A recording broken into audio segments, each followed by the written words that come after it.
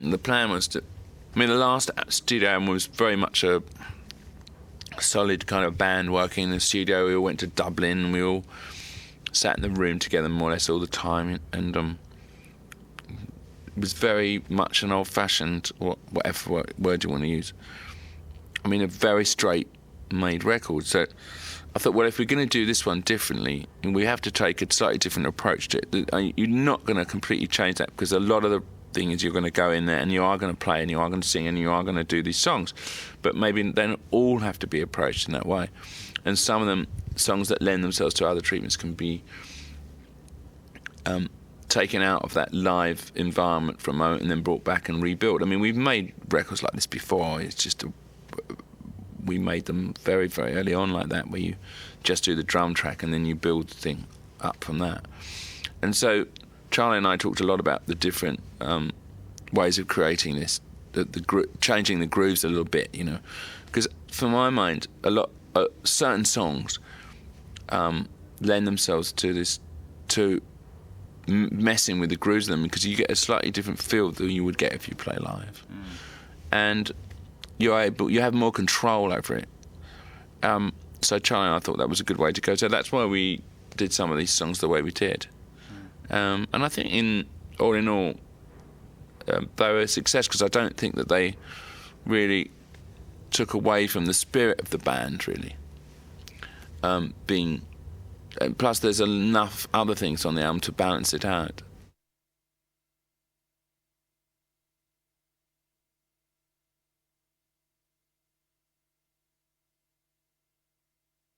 While we were making this record, we were working 3 different rooms in the studio at once, and so one end, you'd sort of pass Charlie in the corridor and he'd say, I can't stop now, you know, I have to do an overdub in Studio 2, and Charlie going, well, I'm off to, put some percussion on in Studio 1, and it would be like nuts, you know.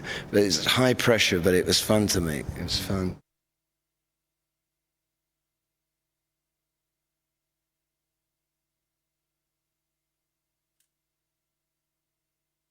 It was a lot of fun for me, because I got to work with the Dust Brothers, John and Michael, and Danny Sabers, what great. Plus our regulars, you know.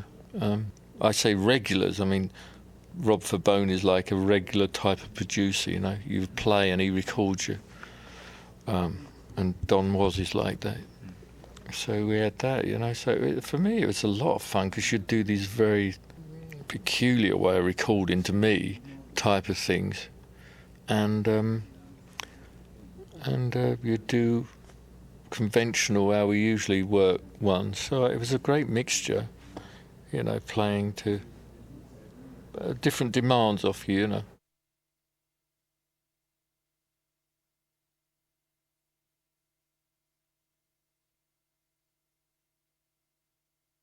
I was wandering between Studio 1, 2 and 3.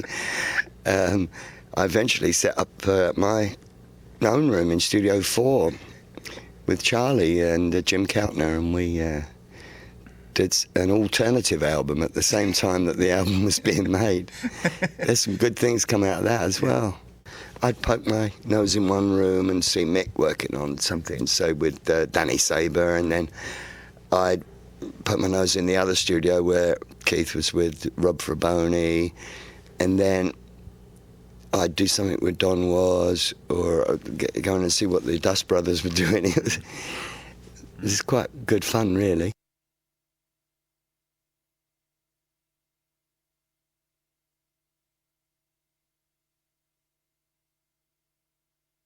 I had a lot of songs that I was just writing last autumn. And I thought, you know, I was going to do a solo record, and there wasn't really any talk about doing a Stones record. So I was just writing songs, really. I mean, I was having a really nice time doing it. I was just sitting in my little writing room. I mean, I did write a lot all around the world, but I mean, I was just sitting there doing these songs. And so when we sort of decided we were going to do a Stones record, I thought, well, I just picked the songs that I think, and that would suit. And there were lots of others that perhaps didn't suit. And so I had an awful lot prepared. So I had those, and so when Keith and I got together, I played him some of them, you know. familiarised him, and then we went on and wrote a bunch of other stuff, some of which appears, some which doesn't. I mean, I started playing drums in the studio and Keith playing guitar on like things like Low Down. It was only Keith and me at this point, so I'm playing the drums, he's playing the guitar. It's quite fun though. And I started playing the drums, and like you Don't Have to Mean It was Buddy Holly tune. It was like Buddy Holly, and I was playing drums on that, and it hasn't come out like that, but it's come out a bit like that because I can't really play the drums, and I play it very badly, but I was playing this kind of reggae beat on the bass drum because that was the only beat I could play, so then it sort of went on from there. I mean, so we did a lot of writing sessions and wrote these songs like Always Suffering and stuff like that.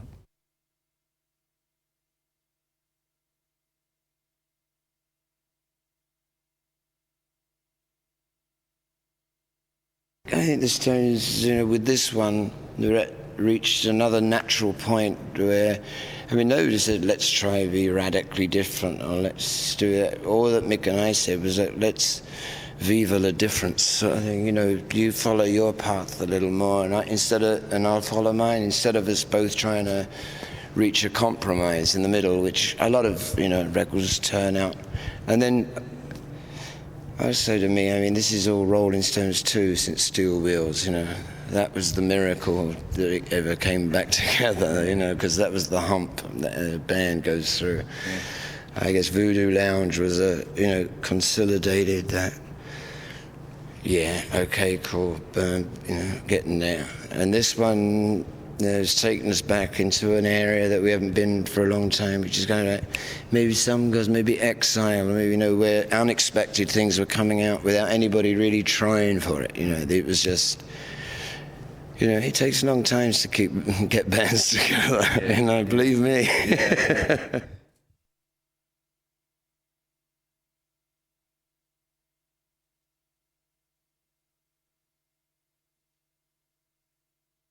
One time we had 3 different things going on three different records, with 2 outside ones, because the Dust Brothers don't work in studios, they work in their own one. They take the source and go to their house. So it's very fragmented. You'd do something like, Anybody's Seen My Baby, or Saint of Me, or something like that, say. And I'd play with Mick. There'd be a drum machine beat going, and I'd play, which they then substitute me for with Mick playing acoustic. Away it would go, and then Mick would be putting 2 things on up the road, which, I don't know, whatever they were, and then they'd come back and I'd play on it again with fills and that. So it's very peculiar. For me, very peculiar, because what we usually do, how we record, is everybody's in the room, you all play. I mean, that's how Keith's songs are done.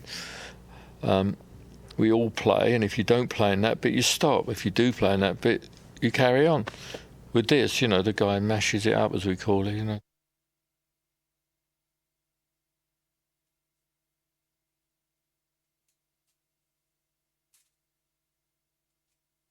Hopefully, I think we're sitting on the biggest album and the best album we've had for many a year. I'd even compare it to something like Beggar's Banquet, or one of the old rock solid albums like Let It Bleed or something.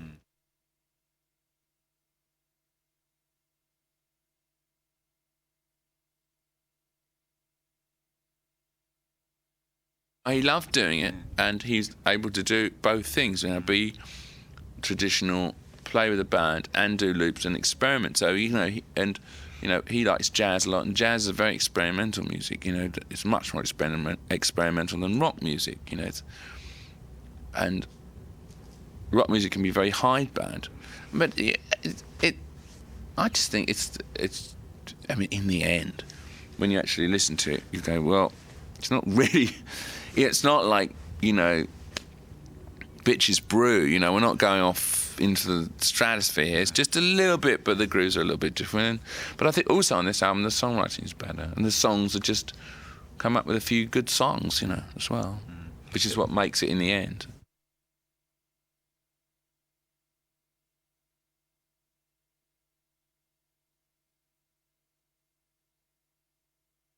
To me, it all counts.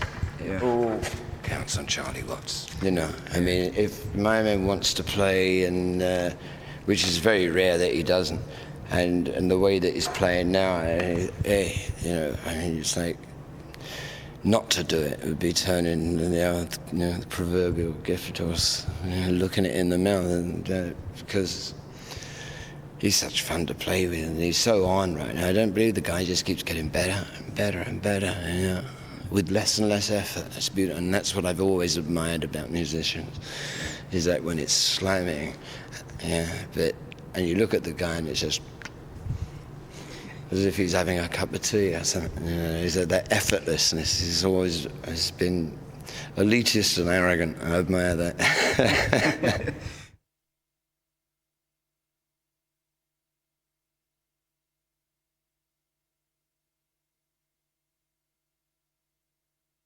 I personally had a lot of fun doing it. I was with a crowd of people who I've known a while and interesting to know, apart from the Rolling Stones, I mean.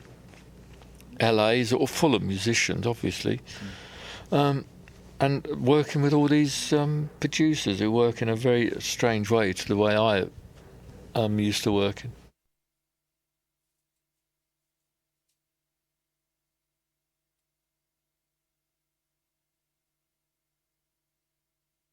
Keith and I call it an ancient form of weaving, and I think without too much pre-preparation, Keith and I have that, luckily, a gift between us of one of us knowing when to play, the other one knowing when to stop, and vice versa, and just keep it chugging along. You know, it's a bit like an old locomotive going along.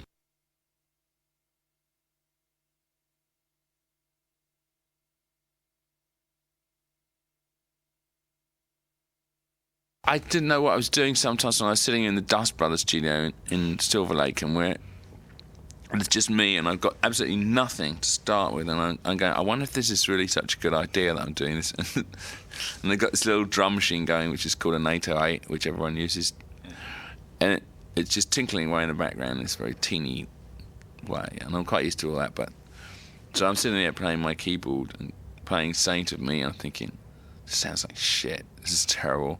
How's it ever going to work out?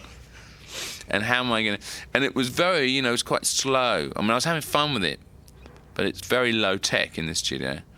And I just didn't know how it was going to build. But then as it goes on, you know, and I took the tapes, transferred them, went to the studio, and Charlie sort of played on them. Then I bring them back, and then Michelle Thingy plays the bass, comes and plays the bass. You know, it started to really take shape, you know, but it was quite fun doing that. I mean, it was just good to do it in another way, really, and I had a lot of fun with that one. Saint of Me, and stuff like Might As Well Get Juiced. I mean, I wrote the song with all these keyboard sounds. That's how it was written, with all this noise going. So I had great fun doing that a lot.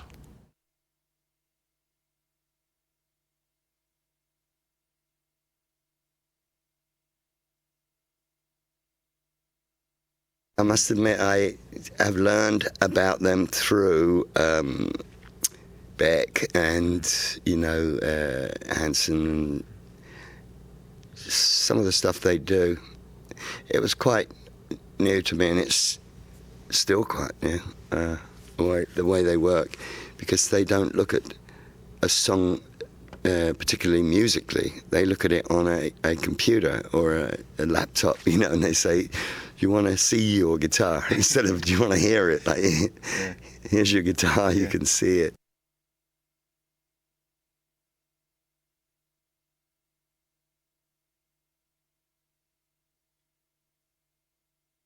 The difference for us, usually, you know, for the years we've been recording on beautiful tropical islands, etc., you know, but you're actually thrown totally on your own resources. You know, if you have an idea for a horn section, or you want an extra percussion or this, forget about it. You know, 2 weeks later maybe you'll get it, or the guy you want passports run out, you know. And so you're after about 4 months or so, you're really just bouncing off of each other, and you don't get any outside influence. To be able to record in LA, and after all, where we did most of the 60s stuff, and where there's loads of friends of ours, you know, around, as you notice if you read the list, like Jim Keltner, Waddy Wachtel, you know, and Blondie Chaplin coming in, who's here with us as well, and loads of other cats, you know, not necessarily that came into play, but they would just come in and bounce ideas off of. It was less, you know, it was a joy not to work in a vacuum.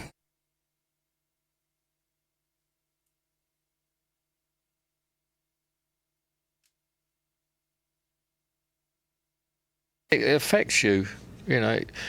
For instance, Wayne Shorter lives up the road, you know, and dropping by is Jim Keltner, who started dropping by like he always does, and I put some drums under his, or, you know, percussion things under his thing, and he started playing. Then all of a sudden, we got him to do all of them, and then and other guys, you know. Lots of musicians, and you can go out and see people play. And I had a great time. It was wonderful for me because I saw a few jazz things. We get Sundays off in this band, so Sundays I went to see a few people play.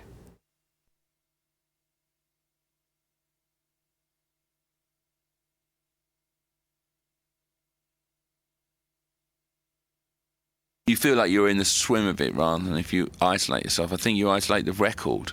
I mean, sometimes that works for you, but it doesn't always. And I think it tells on the record in the end. It's been ages, and I thought that was another good move for this record, to make it in a centre. You know, it could have been made in London or New York, but it would have been a slightly different record. But making it in a place where there are musicians, where there is a feedback, where there are places to go out. I mean, I didn't really go out and hear many bands. I went to see Jamiroquai one night, but it you know, it definitely gives you a vibe.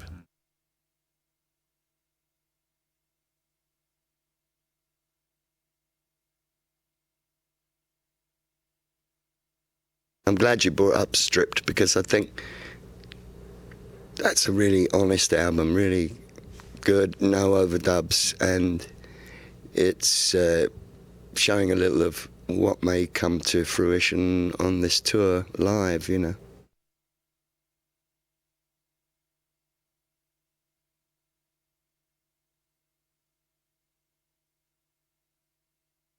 The Stones make better records, they work better under pressure, under deadlines. I mean, we used to take luxurious 2 years to make a record, by which time you'd sort of bland it out. Sometimes, like, half of the tracks had been so overdubbed that there was nothing left on them, and you couldn't tell anymore, you know. There is a certain immediacy about this one that I like. And there's a certain feeling of going ahead, moving on, you know. I've never lost weight making a record before. This one cost me £10 that I could ill afford. But we're getting it back on. Yeah.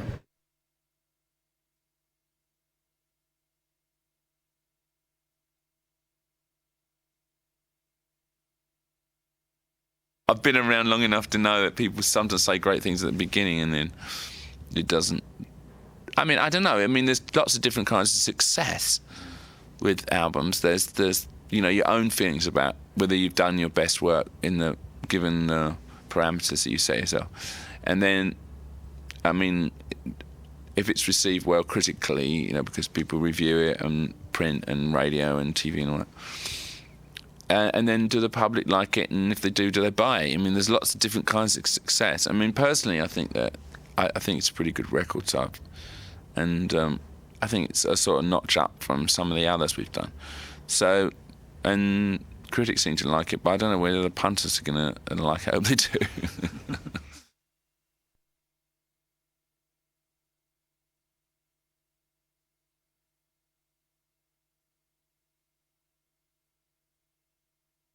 Beat-wise, the fastest track Stones have ever cut, or any other rock and roll. So even beats Rip This Joint, which was always considered to be the fastest track ever cut. But it does come roaring out. It's a beautiful beat, and that's what I was saying about Charlie Watts. It starts with Charlie Watts, and it actually all ends with Charlie Watts, the whole record, and so, even though I go on and on about him, and everybody else, great and everything, but to me the real pleasure is playing with a Charlie Watts who's right on the top of his game. That makes it much easier for me. Then I can really fly.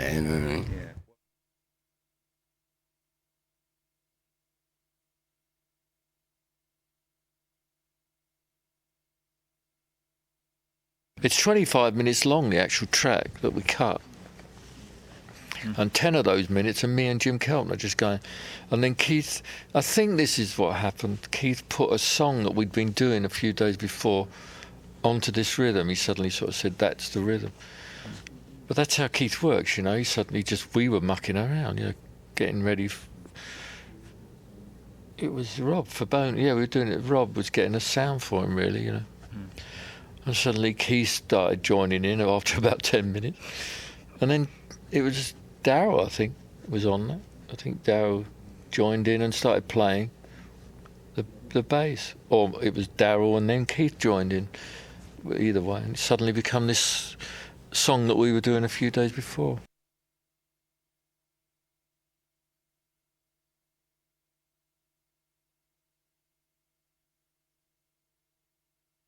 It's very fast. It's like 160 plus, I think, beats a minute. And it started off as a drum thing with Charlie and Jim Keltner playing. It wasn't a song at all.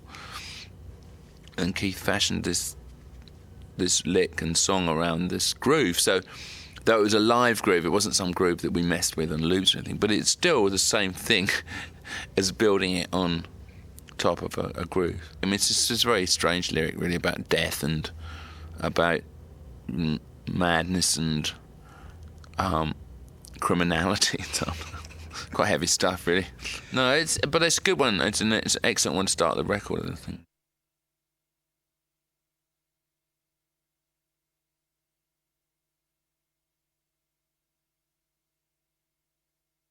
Well, I have a horse called Flip the Switch as well, but it's still only a yearling, so I hope my horse comes out of the traps as fast as the song does.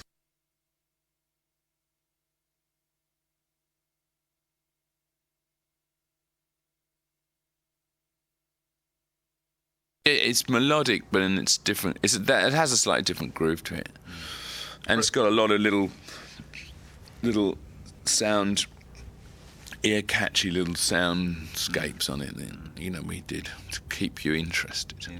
It's kind of R&B influenced, sort of soul music. It's kind of lightish. It's not heavy, but it's definitely R&B. And it's really driven by the vocal chorus, really. Yeah. And I just wrote this bass line's how I started writing it, which is at the beginning of the record, and just went on from there.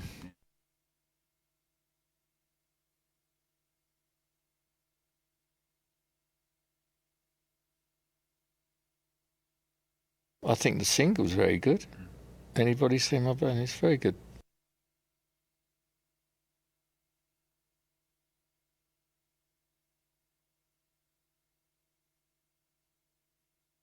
That's the song that I tried with Babyface, because he really liked the song. One morning he came over to see me one morning. I just got up and I was a bit bleary-eyed, to be honest, and I was fed up talking about making records. I said, well, I haven't got any demos with me, but do you want to hear a song? So I just played it to him. I was sort of sitting in my dressing gown, and he said, oh, he loved it, and he was really genuine and nice about it. But we went on to make the track, and it really didn't suit the song, so we went back and just did it in this very traditional method, which I think really suits it. Even though that I like to do things, trying things differently, I realised that didn't work.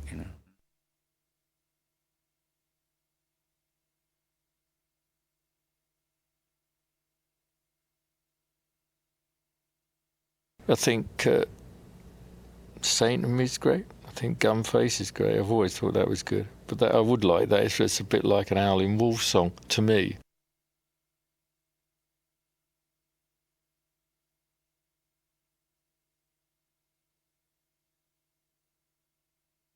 I really enjoyed that because it gave me a chance to play my slide on it. I love to play slide guitar.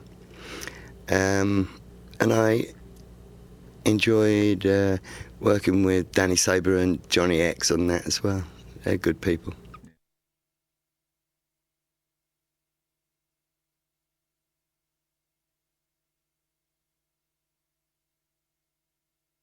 I would never ignore that. I mean, rhythm. I let out that I live when I can. I've been living there 25 years, so it rubs off anyway. You trying to get the Jamaica out of me. When I'm talking to the band, I start going like this man, blood clot, But it started off as a Tex-Mex sort of song. It sounded very Buddy Holly, but it didn't roll off the tongue right. It was something jamming up the beat, and so started fiddling around and saying, it's on beat, it's reggae stuff. That's where it really can express itself. But at the same time, there's a backbeat on it. It's a mixture. It's a funny mixture, but it's a lovely song to sing.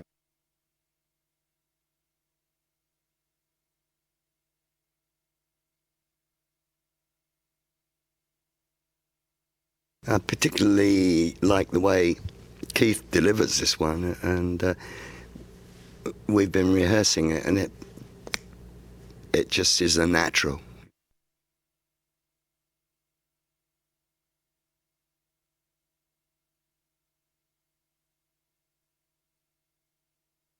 Well, it's cut just like old soul records,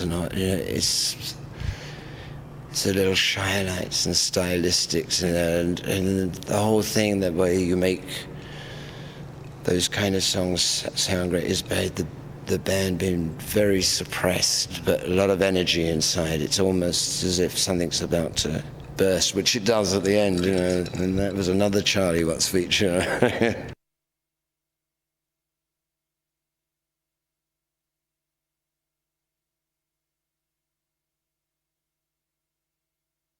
And he always does those very poignant, how can I stop things. Fantastic.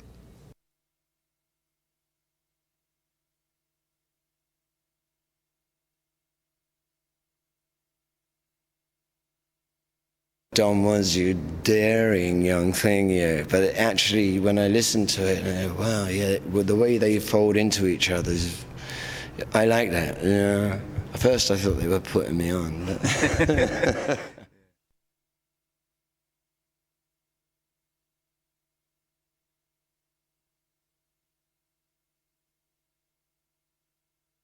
Actually, it was a lot of fun. It was better than the ones we've done before at the club, because sometimes they can be, nobody notices, but they can be like complete disasters and everyone forgets everything. Yeah. But this one was pretty good. But I've got to transfer the whole thing now and get out to this bigger stage. To get out of this thing. I mean, it's great, and you rehearse this stuff in a big rehearsal hall, and you go and play in a small club. But the reality is that when you get out there on a big stage, it's a lot to do. Of course it's got a lot to do with music, but it's got an incredible amount to do with the show as well. So it's all very well. Musicians are very prone, for obvious reasons, to think about music. They think, oh, it's so important. But there's other things that are also very important in the show that we have to get right. So you've got to get out there on the big stage and run it through out there.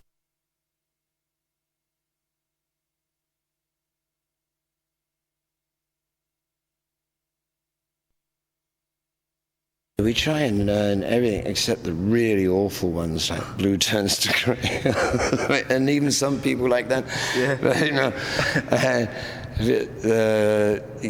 It's nice to have a big arsenal, that you can just say to the guys, because when you get on stage, there's 5 in the band, but you got 3 horns, 3 singers and keyboards, and everybody has to know them, so the reason you can, if you say call this and say okay, and just jump in the dressing room and give it a quick rundown, and that you can do it on stage, and it's nice to have a great big revolver, and you can put in different size bullets.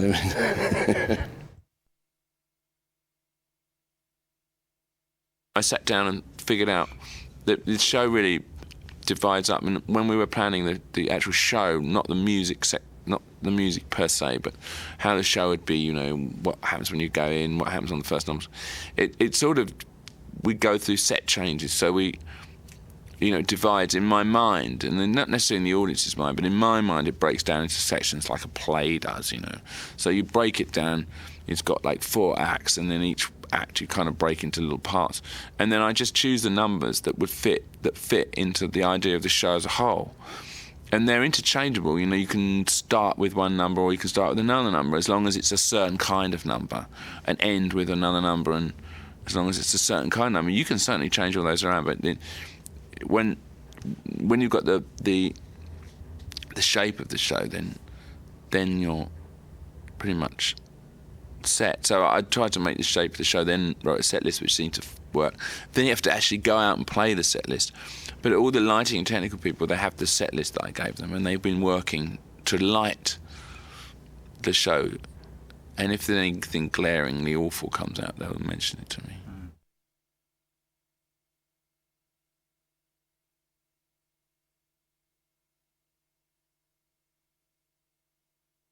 They often help out with the stage, what it's going to look like.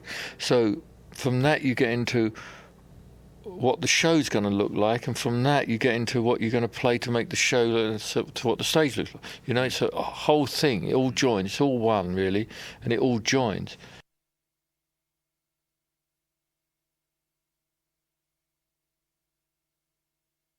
I want to do maybe only 2 or 3 new numbers, right, the first couple of weeks, and then break in some more as we go along. So there won't be that many new ones right at the beginning, but by the time, 3 or 4 months have gone by, there'll be maybe half a dozen. Right.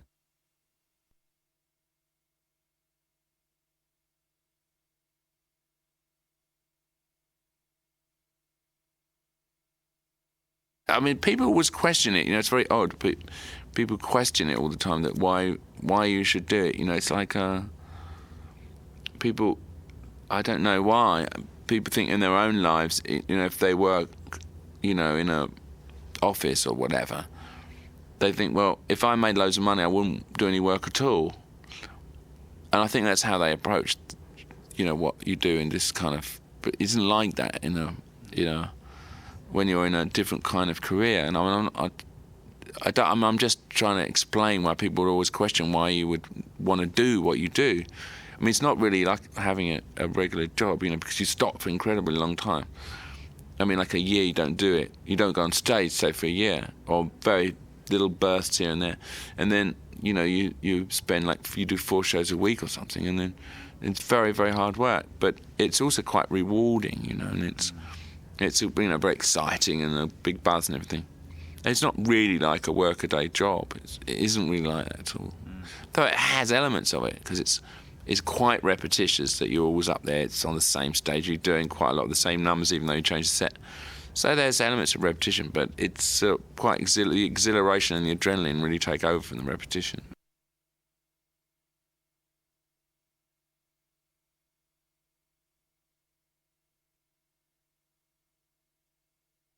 Nobody in the band ever talks about it amongst themselves or puts their finger on it. I think some of it is just, hey, this is what you do, and if you don't do it, you go nuts.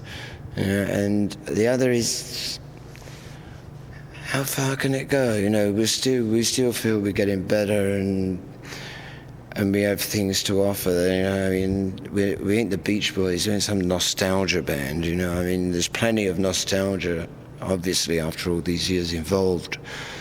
But I mean, we don't rely on it alone. I mean, our main joy is to make new songs, nostalgia. You know, in a way, it's and nobody wants to get off the bus because it's still going. You know, it's very difficult. You hurt yourself getting off buses when they're moving. You know? Do not alight while we're.